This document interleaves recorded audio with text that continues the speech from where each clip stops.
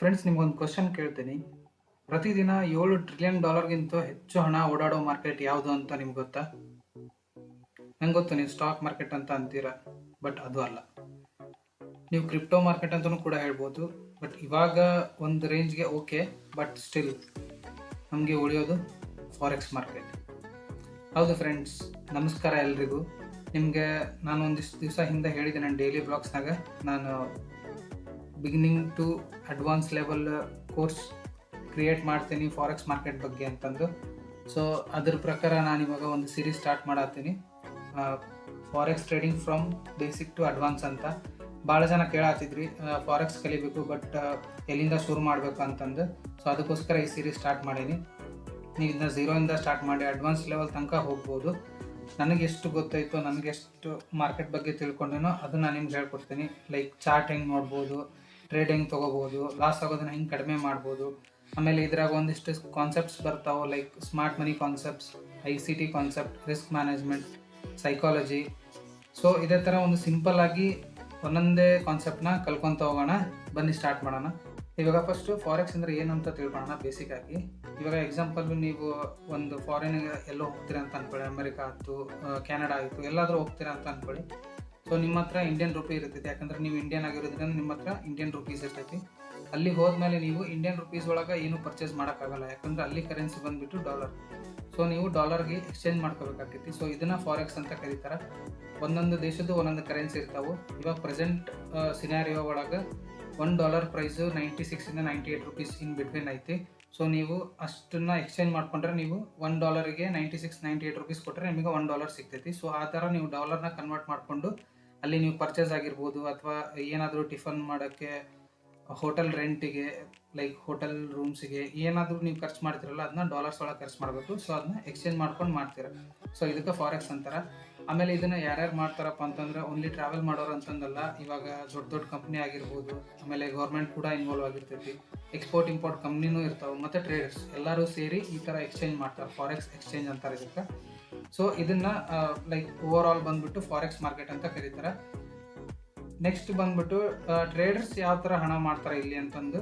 So ಇಲ್ಲೇ ಇರೋ ಒಂದು ಇಂಟ್ರೆಸ್ಟಿಂಗ್ ವಿಷಯ ಅಂತಂದ್ರೆ, ಒಂದು ಕರೆನ್ಸಿ ಬೆಲೆ ಫಿಕ್ಸ್ ಇರಲ್ಲ, ಯಾವಾಗಲೂ ಡೈಲಿ ಚೇಂಜಸ್ ಆಗ್ತಾನೆ ಇರ್ತೈತಿ. ಮೇಲೆ ಹೋಗೋದು, ಕೆಳಗೆ ಬರೋದು, ಲೈಕ್ ಕಡಿಮೆ ಆಗೋದು, ಜಾಸ್ತಿ ಆಗೋದು, ಈ ಥರ ಇದೇ ಇರ್ತೈತಿ. ಸೊ ಆ ಗ್ಯಾಪ್ನ ಡೈಲಿ ಏನು ಮೂವ್ಮೆಂಟ್ ಆಗುತ್ತಲ್ಲ, ಆ ಮೂವ್ಮೆಂಟ್ನ ಕ್ಯಾಪ್ಚರ್ ಮಾಡೋದು ಟ್ರೇಡರ್ಸು. ಸೊ ಆ ಟ್ರೇಡರ್ಸು ಆ ಮೂವ್ಮೆಂಟ್ನ ಕ್ಯಾಪ್ಚರ್ ಮಾಡಿ ಅಲ್ಲಿಂದ ದುಡಿತಾರೆ. ಇವಾಗ ಎಕ್ಸಾಂಪಲ್ ತಿಳ್ಕೊಳ್ಳಿ, ಸದ್ಯಕ್ಕೆ $1 ಪ್ರೈಸು 96 ರೂಪೀಸ್ ಇದೆ ಅಂತ ಅಂದ್ಕೊಳ್ಳಿ. ಇವಾಗ ಯಾರೋ ಒಬ್ರು ಟ್ರೇಡರ್ ಬೈ ಮಾಡ್ತಾನೆ, 96 ಇರೋ ರೂಪೀಸು 98 ರೂಪೀಸಿಗೆ ಹೋತಂದ್ರೆ ಅವನಿಗೆ 2 ರೂಪೀಸ್ ಪ್ರಾಫಿಟ್ ಆಕೈತಿ. ಸೊ ಓವರ್ ಆಲ್ 2 ರೂಪೀಸ್ ಜಾಸ್ತಿ ಆಗಿರೋದ್ರಿಂದ ಅವನು ಎಷ್ಟು ಲಾಟ್ ಸೈಜ್ ಹಾಕಿರ್ತಾನೋ ಅಷ್ಟು ಇಂಟು 2 ಪ್ರಾಫಿಟ್ ಆಕೈತಿ. ಸೊ ಇದನ್ನು ಲೈಕ್ ಇದರಿಂದ ಟ್ರೇಡರ್ಸು ಈ ಥರ ಒಂದು ದುಡ್ಡನ್ನ ದುಡಿಬೋದು. ಆಮೇಲೆ ಫಾರೆಕ್ಸ್ ಮಾರ್ಕೆಟು ಎಷ್ಟು ದೊಡ್ಡದು ಅಂತ ಕೇಳಿದರೆ, ನೀವು ಇದು ಲೈಕ್ ಇಂಡಿಯನ್ ಮಾರ್ಕೆಟಿಗೆ ಕಂಪೇರ್ ಮಾಡಿದರೆ ಬಹಳ ದೊಡ್ಡದು. ಯಾಕಂದರೆ ಆಲ್ಮೋಸ್ಟ್ ಡೈಲಿ ಇಲ್ಲಿ $7 ಟ್ರಿಲಿಯನ್ ಹೆಚ್ಚು ಟ್ರೇಡ್ ಆಕೈತಿ. ಸೊ ಅದಕ್ಕೆ ಇದು ವರ್ಲ್ಡ್ಸ್ ಲಾರ್ಜೆಸ್ಟ್ ಫೈನಾನ್ಷಿಯಲ್ ಮಾರ್ಕೆಟ್ ಅಂತಲೂ ಕರೀತಾರೆ. ಆಮೇಲೆ ಒಂದು ಇಂಪಾರ್ಟೆಂಟ್ ಥಿಂಗ್ ನೆನ್ಪಿಟ್ಕೊಳ್ರಿ, ಫಾರೆಕ್ಸ್ ಶಾರ್ಟ್ಕಟ್ ಅಲ್ಲ ರಿಚ್ ಆಗಲಿಕ್ಕೆ. ಇದು ಒಂದು ಸ್ಕಿಲ್.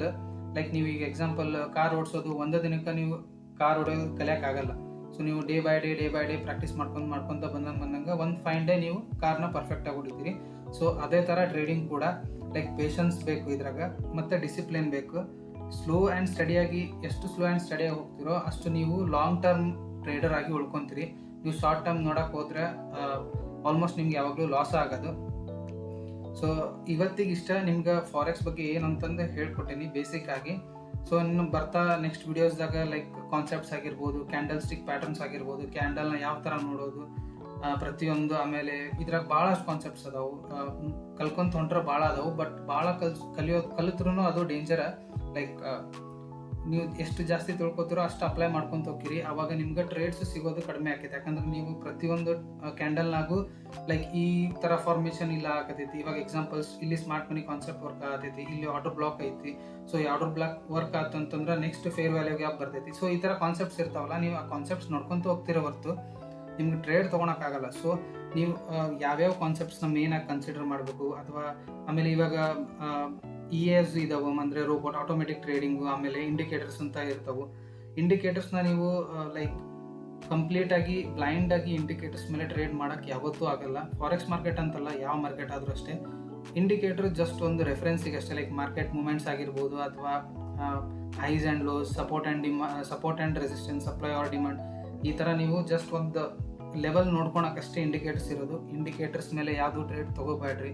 ಆಮೇಲೆ ಇವಾಗ ಎಲ್ಲ ಪೇಯ್ಡ್ ಇಂಡಿಕೇಟರ್ಸ್ ಎಲ್ಲ ಬಂದಾವೆ. ಇನ್ಸ್ಟಾಗ್ರಾಮ್ನಾಗ, ಫೇಸ್ಬುಕ್ನಾಗ ನೀವು ನೋಡಿರ್ಬೋದು, ಭಾಳ ಜನ ಇಂಡಿಕೇಟರ್ಸ್ನ ಸೇಲ್ ಮಾಡತ್ತಾರ ಅವರ ಓನ್ ಕ್ರಿಯೇಟ್ ಮಾಡಿ. ನಿಮ್ಗೆ ಹಂಗೂ ಬೇಕಂತಂದ್ರೆ ನೀವು ಈಗ AI ಟೂಲ್ಸ್ ಅಂತೂ ನಿಮ್ಮ ಕೈಯಾಗ ಅದಾವೆ, ಸಿಕ್ಕಾಪಟ್ಟೆ ಅದಾವೆ. ನೀವು ಯಾವ ಥರ ಬೇಕಾದರೂ ಇಂಡಿಕೇಟರ್ಸ್ನ ರೆಡಿ ಮಾಡ್ಕೋಬೋದು, ಅಥವಾ ESನ ರೆಡಿ ಮಾಡ್ಕೊಂಡು ಯೂಸ್ ಮಾಡ್ಬೋದು. ನಾನು ಸಿಕ್ಕಾಪಟ್ಟೆ ES ರೆಡಿ ಮಾಡೀನಿ, ಭಾಳ ಇಂಡಿಕೇಟರ್ಸ್ ರೆಡಿ ಮಾಡೀನಿ. ಸೊ ವಿನ್ನಿಂಗ್ ರೇಷಿಯೋ ಜಾಸ್ತಿ ಇರಲ್ಲ ನಿಮಗೆ. ಭಾಳ ಅಂದ್ರೆ 30 to 40% ಸಿಗ್ಬೋದು ವಿನ್ನಿಂಗ್ ರೇಷಿಯೋ, ಅದಕ್ಕಿಂತ ಜಾಸ್ತಿ ಸಿಗಲ್ಲ.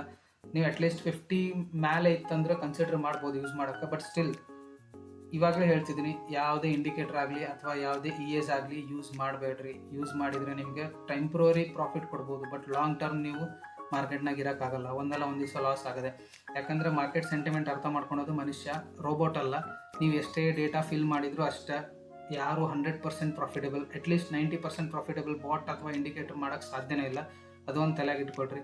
ಏನಾದರೂ ನಿಮ್ಮ ಓನ್ ನಾಲೆಡ್ಜ್, ನೀವೇನು ತಿಳ್ಕೊತೀರಿ, ನೀವೇನು ಅಪ್ಲೈ ಮಾಡ್ತೀರಿ, ನೀವು ಯಾವ ಥರ ಕ್ಯಾಂಡಲ್ ಸ್ಟಿಕ್ಸ್ ನೋಡ್ತೀರಿ, ಯಾವ ಥರ ಮಾರ್ಕೆಟ್ ವರ್ಕ್ ಆಗ್ತಿರೋದು, ನೀವು ಯಾವ ಥರ ಅನಲೈಸ್ ಮಾಡ್ತೀರಿ, ಇದೆಲ್ಲದ್ರ ಮೇಲೆ ಡಿಪೆಂಡ್ ಆಕೈತಿ. ಒಂದು ಇಂಡಿಕೇಟರ್ ಅಲ್ಲ, ಒಂದು EA ಅಲ್ಲ ನಿಮ್ಮ ಲೈಫ್ ಚೇಂಜ್ ಮಾಡೋಕ್ಕೆ. ನೀವೇ ಚೇಂಜ್ ಮಾಡ್ಕೋಬೋದು. ನಿಮ್ಮ ಮೈಂಡ್ಸೆಟ್ ಯಾವ ಥರ ವರ್ಕ್ ಮಾಡ್ತೈತಿ ನಿಮಗೆ ಗೊತ್ತಿರ್ತೈತಿ. ನೀವು ಅದನ್ನು EAಗೆ ಹೇಳಿದ್ರೆ ಅದು ಮೆಕ್ಯಾನಿಕಲಿ, ಟೆಕ್ನಿಕಲಿ ವರ್ಕ್ ಮಾಡ್ಬೋದೇ ಹೊರತು ನಿಮ್ಮ ಥರ ಒಂದು ಇಮೋಷ್ನಲ್ ಫೀಲಿಂಗ್ ಆಯಿತು. ಇಮೋಷ್ನಲ್ ಅಂತ ಅನ್ನೋಕ್ಕಿಂತ ಲೈಕ್ ನೀವು ಒಂದು ಸೈಕಾಲಜಿಕಲಿ ಅದು ಕೆಲಸ ಮಾಡಲ್ಲ ರೋಬೋಟ್. ಸೊ ಮನುಷ್ಯ ಆದರೆ ಸೈಕಾಲಜಿಕಲಿ ಥಿಂಕ್ ಮಾಡ್ತೀವಿ. ಸೊ ಈ ಪ್ರೈಸ್ ಇಲ್ಲಿ ಯಾಕೆ ಬಂತು, ಇಲ್ಲಿ ಯಾಕೆ ಬರ್ಬೋದು, ಇಲ್ಲಿವರೆಗೂ ಯಾಕೆ ಬರ್ಬೋದು, ಇಲ್ಲಿಂದ ಯಾಕೆ ರಿಟರ್ನ್ ಆಗ್ಬೋದು, ಅಥವಾ ಇಲ್ಲಿಂದ ಯಾಕೆ ಮೇಲೆ ಹೋಗ್ಬೋದು ಅನ್ನೋದಕ್ಕೆ ನಿಮ್ಮ ಹತ್ರ ಒಂದು ಸೈಕಾಲಜಿಕಲ್ ನಾಲೆಡ್ಜ್ ಇರುತ್ತೆ. ಆಮೇಲೆ ಬ್ಯಾಕ್ ಟೆಸ್ಟ್ ಮಾಡಿರ್ತೀರಾ, ಅಥವಾ ಹಿಂದಿಂದ ಪ್ಯಾಟರ್ನ್ಸ್ ನೋಡಿರ್ತೀರ. ಲೈಕ್ ಮಾರ್ಕೆಟ್ ಎಲ್ಲಿಂದ ಬಂತು, ಲೈಕ್ ಡೌನ್ಫಾಲ್ ಆಗ್ತಿದೆ, ಇಲ್ಲಿ ಎಲ್ಲಿ ಸಸ್ಟೈನ್ ಆಗ್ಬೋದು, ಅಥವಾ ಇಲ್ಲಿಂದ ಕೆಳಗೆ ಬೀಳ್ತಾ ಮೇಲೆ ಹೋಗುತ್ತೆ ಅಂತ ನೀವು ಸೈಕಾಲಜಿಕಲಿ ಅಥವಾ ಟೆಕ್ನಿಕಲಿ ನೀವು ನೋಡ್ಕೊಂಡು ಮಾಡ್ಬೋದು. ಬಟ್ ರೋಬೋಟ್ ಅಥವಾ ಇಂಡಿಕೇಟರ್ಸ್ ಆದರೆ ಹಂಗಿರಲ್ಲ.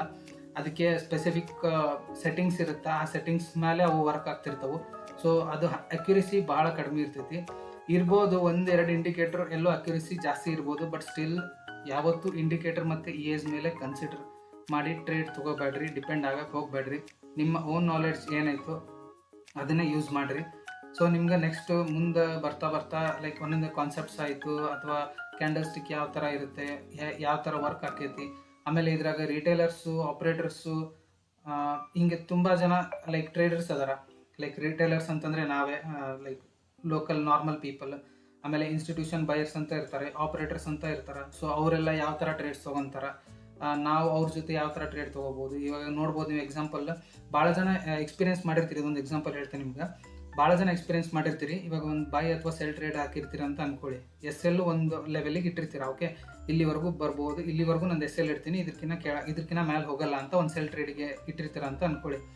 ಎಕ್ಸಾಕ್ಟ್ ಬಂದು ನಿಮ್ಮ SL ಹಿಟ್ ಆಗಿ ಆಮೇಲೆ ವಾಪಸ್ ಕೆಳಗೆ ಬೀಳ್ತೈತೆ ಮಾರ್ಕೆಟ್. ಅದು ಭಾಳ ಜನಕ್ಕೆ ಎಕ್ಸ್ಪೀರಿಯನ್ಸ್ ಆಗಿರ್ಬೋದು. ಎಕ್ಸ್ಪೀರಿಯನ್ಸ್ ಆಗಿದ್ರೆ ಕಮೆಂಟ್ ಮಾಡಿರಿ.